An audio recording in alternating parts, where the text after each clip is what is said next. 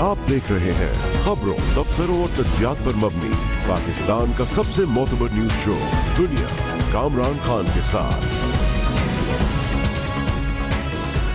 बहुत ही दिलचस्प जद्दोजहद चल रही है, अदालती जद्दोजहद है। सुप्रीम कोर्ट ऑफ पाकिस्तान मरकज़ है, एक जानिब शरीफ ख़ानदान है, वज़ीर आज़म जनाब नवाज शरीफ है और उनके अहले खाना, मामलात है उनके असासे और मामलात उनके भी ऐसे हैं जो कई दहाइयों पर मुहित हैं। दूसरी जानिब केस चल रहा है जनाब इमरान खान और उनकी पार्टी, जनाब इमरान खान के भी असासों के मामलात हैं और उनकी पार्टी की फंडिंग के भी मामलात हैं। जनाब इमरान खान पर जो मामलात हैं वो भी कई दहाइयों पर मुहित हैं। उनकी पार्टी पर इल्ज़ाम यह है कि उन्होंने गैर मुल्की शख्सियात और इदारों से फंडिंग हासिल की, पाकिस्तान का कानून तोड़ा। ये मामलात सुप्रीम कोर्ट में भी हैं और इलेक्शन कमीशन ऑफ पाकिस्तान में भी है। अब इस हवाले से बहुत अहम डेवलपमेंट हुई है, गो के गैर मुतवक्का डेवलपमेंट नहीं है मगर बहुत ही अहम डेवलपमेंट है और वो उसका ताल्लुक है जनाब इमरान खान, उनके असासे और उसकी मनी ट्रेल के हवाले से। इससे पहले बार बार ये पूछा जा रहा था कि क्या इमरान खान के पास बनी गाला का घर खरीदने के हवाले से मुकम्मल मनी ट्रेल है और इसके साथ ही जो उन्होंने ऑफशोर कंपनी लंदन में बनाई थी और जिसके ज़रिए उन्होंने लंदन के फ्लैट की ख़रीदारी की थी और लंदन के फ्लैट के जो उमूर हैं क्या उसका पूरा मनी ट्रेल मौजूद है या नहीं मौजूद है। इससे पहले सुप्रीम कोर्ट ऑफ पाकिस्तान में पनामा केस के हवाले से बात सामने आ चुकी है कि जनाब नवाज शरीफ के अहले खाना के पास कुछ रिकॉर्ड तो मौजूद है लेकिन वो रिकॉर्ड जिसका ताल्लुक उनके मरहूम वालिद साहब से है या अब से 20, 25, 30 साल पुराने मामलात के हैं, उसके बारे में बैंकिंग रिकॉर्ड मौजूद नहीं है। आज ये इंकशाफ हुआ है कि इस किस्म का पूरा मरबूत मुकम्मल रिकॉर्ड जनाब इमरान खान के पास भी अवेलेबल नहीं है, उनके पास भी पूरा मनी ट्रेल उस हवाले से अवेलेबल नहीं है जो कि एक ट्रांजैक्शन को दूसरे ट्रांजैक्शन के साथ जोड़े और ये मामलात ऐसे हैं जो कि बहुत अहम है और आज इसका इंकशाफ हुआ है। जनाब इमरान खान ने अब से थोड़ी देर कबल इसका एतराफ़ किया है। उन्होंने हमारे प्रोग्राम ऑन दी फ्रंट में कामरान शाहिद से के इसके साथ एक इंटरव्यू में इस बात का इकरार किया है कि उनके पास मनी गाला के हवाले से जो मनी ट्रेल है, जो बैंकों की ट्रांजैक्शन है, उसका मुकम्मल रिकॉर्ड उनके पास अवेलेबल नहीं है। प्रॉब्लम ये है कि ना उसका वो बैंक, उसमें बैंक में पैसे हैं, ना वो हम बता सकते हैं। अब वहाँ 13 साल पहले उसने अगर पैसे भेजे हैं वो 2 पेमेंट्स तो आ गई हैं। फ्लैट बिका 2003 में, 2002 में जो पेमेंट्स आई वो जमाइमा ने अपने नाम पे ली। अब जब वो पैसे भेजती, वो इंस्टॉलमेंट्स भेजते थे, अब उन दोनों में जमाइमा इंग्लैंड चली गई थी, मैं ज़्यादा टाइम वहाँ गुजारता था। तो जब हम मेरा एक दोस्त था राशिद खान जी, उसके ज़रिए पेमेंट्स देते थे इंस्टॉलमेंट्स की, ठीक, उसमें 2 पेमेंट्स तो उसके पास हैं, बाकी पेमेंट्स पे जमाइमा का नाम नहीं है। इसलिए पूरी तरह अब इस वक्त हम क्या साबित करें? वो लोग कहते हैं किस तरह गई हैं, फिर अगर बैंक के थ्रू गई होंगी ना। मैं यही कह रहा हूँ ना, बैंक के थ्रू पेमेंट्स तो सारी आ गई हैं। अच्छा। लेकिन 2 पे जमाइमा का नाम है, पेमेंट्स पे 2 पे नहीं है। और 2 पे किसका नाम है? नहीं, किसी का नाम नहीं है ना। वो अब सिर्फ यही है ना कि 2 इंस्टॉलमेंट्स उसका नाम नहीं है और हमें मिल नहीं रही क्योंकि ना तब के कोई किसी के पास बैंक अकाउंट्स है, हमारे पास ना, बड़ी ये 14 साल पुराने बैंक, यही बड़ी मुश्किल से मिले। जुमाइमा के जिस बैंक से उसने पैसे भेजे हैं वो बैंक है ही नहीं, वो उससे उस अकाउंट ही नहीं है वहाँ, उसका कोई और अकाउंट है। वो ढूंढ तो रही है। सही है। बात ये है कि मैं क्या करूं अगर उसका बैंक नहीं है, वहां से 2 पे अगर नवाज यही मामला है और सिर्फ ये इमरान खान साहब का मामला नहीं है, ये पाकिस्तानियों का एक आम मामला है। लेकिन और जाहिर है कितना पुराना मामला है, बैंक रिकॉर्ड नहीं मिलेगा, ट्रांजैक्शंस की स्पेसिफिक डिटेल्स नहीं मिलेंगी, इमरान खान साहब के पास नहीं मिलेगा तो अदालत का और कानून का पेट नहीं भरेगा और इससे मसला पैदा होगा। क्योंकि अगर यही आर्गूमेंट है जनाब नवाज शरीफ दें, उनके अहले खाना दें कि भाई ये 25 साल पुराना मामला है, 30 साल पुराना मामला है, बैंकिंग रिकॉर्ड नहीं मिल रहा, वो बैंक नहीं है। आपके इल्म में होना चाहिए कि जो गल्फ स्टील के मामलात हैं उसका ताल्लुक BCCI से था। BCCI ने वो बैंक था जिसने कि गल्फ स्टील की फाइनेंसिंग की थी।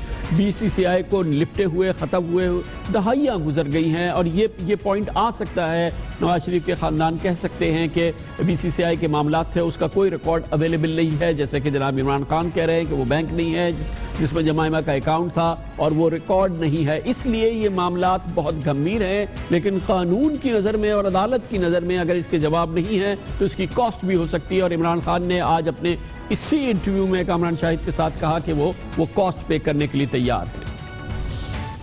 اب 2 اگر اس میں سے وہ نہیں مل رہی تو آپ ڈسکوالیفائی نہیں ہوں گے اس پہ؟ ہو ہی نہیں، اگر ہوتے تو what would be your reaction؟ اگر ہو ہی نہیں سکتا، لیکن اگر ہو گیا، اگر چلے پاکستان میں کچھ بھی ہو سکتا ہے، اگر ہو سکتا ہے، میں یہ قربانی دینے کے لیے تیار ہوں بنسبت کہ گاڈ فادر کرپشن کا یہ بھی فارغ ہو. یہ صرف بلیک میل کر رہے ہیں نا مجھے. میں کہہ رہا ہوں کہ اگر چلے بلیک میل کر کے کوئی چیز ڈھونڈ ڈانٹ کے کوئی نقطہ نکال کے اگر میں ڈسکوالیفائی بھی ہو جاتا ہوں، مجھے یہ قبول ہے بنسبت کہ یہ پاکستان کا گاڈ فادر کرپشن کا ڈسکوالیفائی ہو. میں پولیٹکس میں آیا ہی تھا یہ کرپشن کے مافیا کے خلاف. کریں گے کیا پھر میں باہر رہ کے؟ باہر بیٹھ کے آواز بلند کروں گا، مجھے کیا فرق پڑتا ہے. یہ ہے آج کا بہت اہم انکشاف، بہت اہم معلومات جو جناب عمران خان نے خود شیئر کی کہ مکمل ریکارڈ اویلیبل نہیں ہے، اور یہ اس وقت معاملہ سامنے آیا ہے جب سپریم کورٹ آف پاکستان میں تحریک انصاف کے چیئرمین کی جانب سے آف شور کمپنیز بنی گالہ کی زمین خریدنے سے متعلق 14 سوالات پوچھے گئے ہیں، اور ان 14 سوالات کے جواب اضافی دستاویزات کے ساتھ آج جمع کرائے گئے ہیں عمران خان کی جانب سے. مگر اس میں ایک بڑا ہول ہے جو جناب عمران خان نے بتایا کہ وہ مکمل ریکارڈ نہیں ہے. کل عدالت اس کی جانچ پڑتال کرے گی، لیکن عمران خان کو 14 سال پرانا ریکارڈ نہیں مل پا رہا، اس لیے عین ممکن ہے کہ عمران خان کی منی ٹریل کی تحقیقات کے لیے بھی کوئی JIT بنے، اور عمران خان کے تحریری جوابات کے حوالے سے دیکھتے ہیں کہ کیا بات سامنے آتی ہے. اس سے پہلے ان کی جانب سے کہا گیا ہے کہ پاکستان سے کوئی پیسہ باہر نہیں گیا. دستاویز سے یہ بات ثابت نہیں ہوتی کہ رقم جمائمہ خان نے لندن سے بھی بھیجی، لیکن حقیقت یہ ہے کہ جمائمہ خان نے لندن سے رقم بھجوائی، اور لندن سے بھیجا گیا پیسہ پبلک منی نہیں تھا. رقم کا لین دین میاں بیوی کے درمیان ہوا، تو منی لانڈرنگ کا سوال نہیں ہے. عمران خان کی جانب سے جواب میں بتایا گیا ہے کہ راشد خان کے پہلے بینک لیٹر میں غیر ملکی کرنسی کو پاکستانی روپے میں تبدیل کرنے کا بتایا گیا. راشد خان کے دوسرے بیان میں جمائمہ خان کی سے رقم بھیجوانے کا ذکر ہے. آف شور کمپنی کا کوئی ریٹرن نیو جرسی میں فائل نہیں کیا گیا، تمام ریٹرنز برطانیہ میں فائل کیے گئے. لندن فلیٹ کی فروخت سے پہلے فائل کیے گئے ریٹرن کا ریکارڈ ڈھونڈنا ممکن نہیں ہے.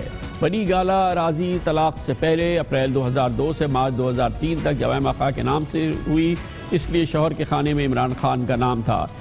یعنی کہ ان تمام 14 سوالوں میں سے صرف ایک وہ جواب ہے، یعنی کاغذات میں جمائمہ خان کے ساتھ عمران خان کی نام کی وجہ، جس پر لگتا ہے کہ شاید عمران خان عدالت کو مطمئن کر سکیں. لیکن وہ 13 سوالات جو ہیں جو کہ بچ جاتے ہیں وہ بہت ہی مشکل سوالات ہیں.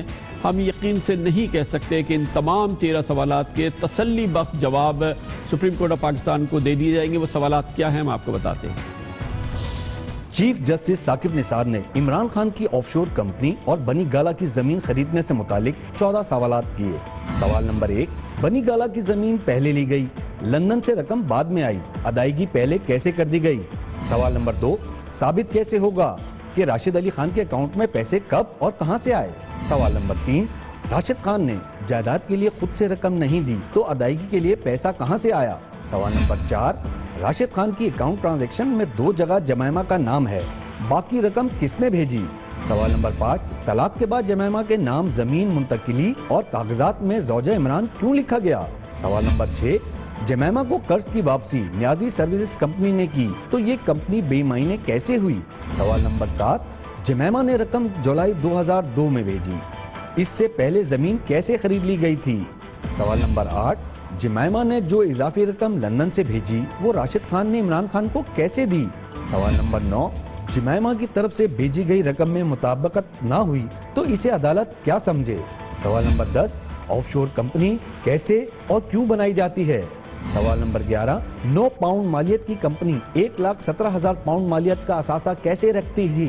سوال نمبر 12، کیا پاکستانی قوانین کے مطابق نیازی سروسز ظاہر کرنا ضروری تھی؟ سوال نمبر 13، 2002 میں اگر بیرونی اثاثے ظاہر کرنا ضروری تھے تو ظاہر کیوں نہیں کیے گئے؟ سوال نمبر 14، لندن فلیٹ اپریل 2003 میں فروخت ہوا، اس کا کرایہ 2004 تک کیسے وصول کیا گیا؟